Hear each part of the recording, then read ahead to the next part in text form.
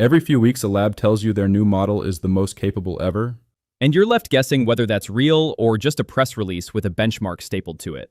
I've sat through every one of these drops, read the system cards, the developer threads, the leaked memos. And with Claude Fable 5, the most interesting thing isn't the power. It's that the version you can actually use isn't the full model. And Anthropic had to publicly walk back a hidden policy within 48 hours of launch. Welcome back to bitbiased.ai, where we do the research so you don't have to. Join our community of AI enthusiasts with our free weekly newsletter. Click the link in the description below to subscribe. You will get the key AI news, tools, and learning resources to stay ahead. So in this video, we're going to separate Anthropic's marketing from the independent benchmarks on Claude Fable 5. What's genuinely new, what developers found when they actually used it, and the data retention and safety controversy that forced a public reversal. Stick around, because the trade-offs buried in the fine print matter more than the headline numbers. Key features and official info. Let's start with the official story, then pressure test it. Anthropic launched Fable 5 on June 9, 2026, calling it their most capable, widely released model, and the first one in what they're branding the Mythos class. The headline specs are a 1 million token context window by default, and up to 128,000 tokens of output per call. That's a genuinely large jump. And if you've ever hit a context limit mid-project, you already know why that number matters. Here's the wrinkle worth flagging early. Fable 5 is the same core model as Claude Mythos 5. The difference isn't capability, it's restrictions. Fable 5 ships with extra safety classifiers that can decline or reroute risky requests, and Mythos 5 doesn't. Hold that thought, because it becomes the whole story later. Then there's price. Anthropic set Fable 5 at $10 per million input tokens and 50 per million output, double Opus 4.8. Now, the company's defense is that Fable does more work per token, so the cost per completed task can land lower than the sticker shock suggests. That's a fair point, but notice it's also exactly what you'd say if you were defending a price hike. So file it under plausible, unverified, until the independent task cost numbers come in. Feature/guardrail details. Now the guardrails, because this is where Fable 5 stops being a normal model release. Anthropic built classifiers for cybersecurity, biology, chemistry, and model distillation. Ask Fable 5 something flagged as high risk, exploit development, bioweapon synthesis, and it won't answer. It hands the query to the older Opus 4.8 and tells you it did. By Anthropic's own numbers, that fallback only triggers in under 5% of sessions. The rest of the time, you're getting full Fable 5. And to be even-handed, the safety case here isn't weak. Anthropic says the cyber classifier blocked any meaningful progress on exploit development in red teaming. And a 1,000+ hour bug bounty didn't surface a jailbreak. If you care about misuse, that's a real result, not marketing fluff. But, and drop a comment if you've hit this yourself, the false positives are the catch. Developers report legitimate queries getting blocked, the classic example being cancer biology questions tripping the biofilter. So the honest read is, strong protection against genuine misuse, paired with friction for ordinary work. Both things are true at once. Community reactions, positive. So how does it actually perform, once you ignore the press release? On raw capability, the developer reaction is mostly genuine enthusiasm. And these are people with no reason to flatter Anthropic. Veteran developer Simon Willison threw months-old problems he'd been avoiding at Fable 5, and described it, plainly, as a beast that just chewed through them. Another developer had it implement a CRDT for collaborative editing.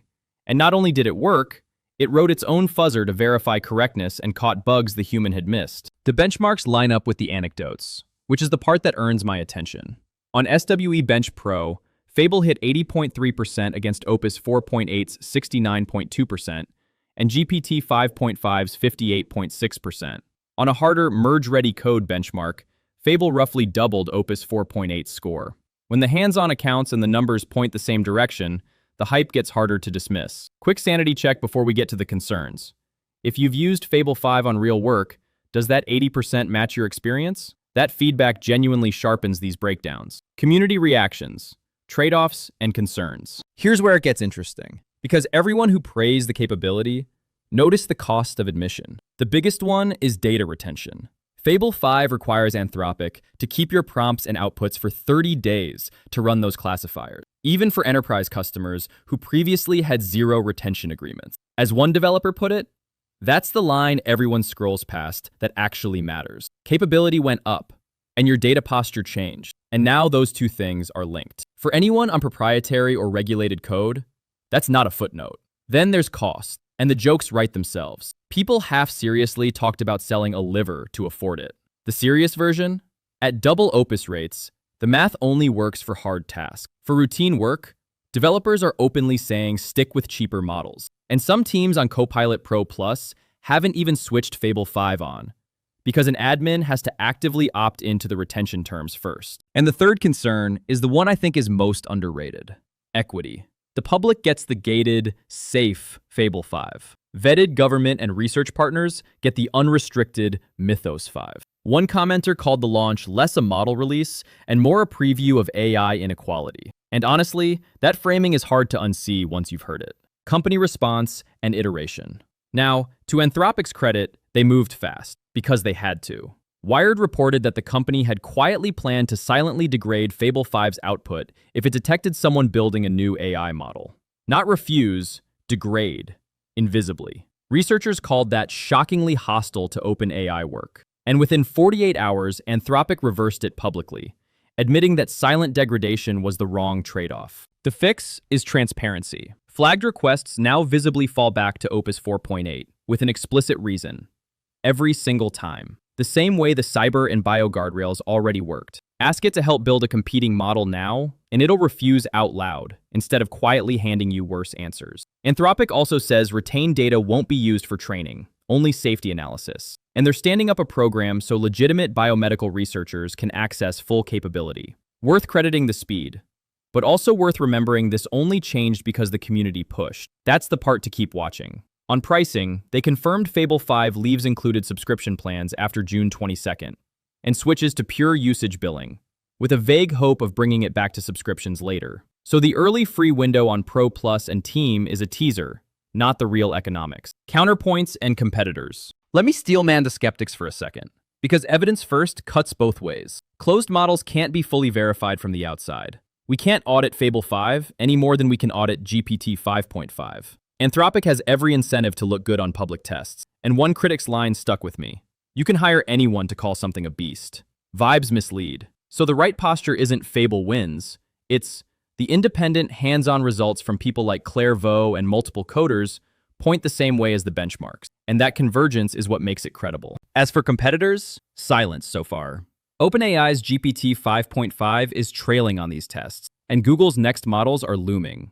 If Fable 5's lead on agentic, long-horizon work holds up, expect OpenAI to either accelerate the next release or rethink its own guardrail approach. The real signal here is strategic. Anthropic raised capability while also doubling cost and adding retention. That's a bet that enough buyers will pay a premium for frontier power. And we're about to find out if that bet's right. Implications for devs, startups, and users. So what do you actually do with this? If you're a developer, the upside is real. More autonomous agents, more ambitious coding assistants than were possible a month ago. But you have to design around the new behavior. Plan for occasional fallbacks in your app's logic. Account for 30-day data retention if you're handling anything sensitive. And budget for higher token spend. A pattern people are already using. Run Fable 5 only on the hard planning step.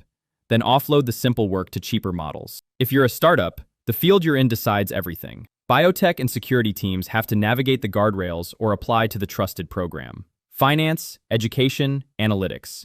You can probably benefit right now, assuming the per-task math pencils out at 2 to 3 times the token cost. And if you're an everyday user, expect richer AI products over the next year, as tools quietly adopt Fable 5 for harder queries. But also expect more refusals. Sometimes the assistant will just stop you.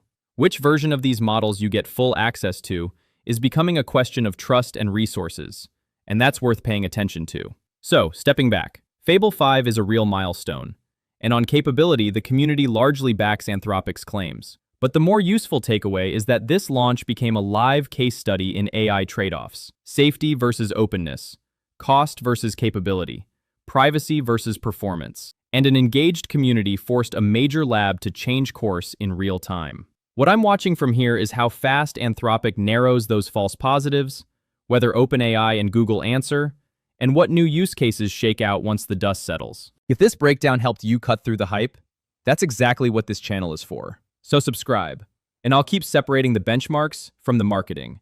on every frontier drop. And tell me in the comments, are you sold on Fable 5's power? Or is the data retention a deal breaker for you? I read those, and they shape what we dig into next. Thanks for watching. See you in the next one.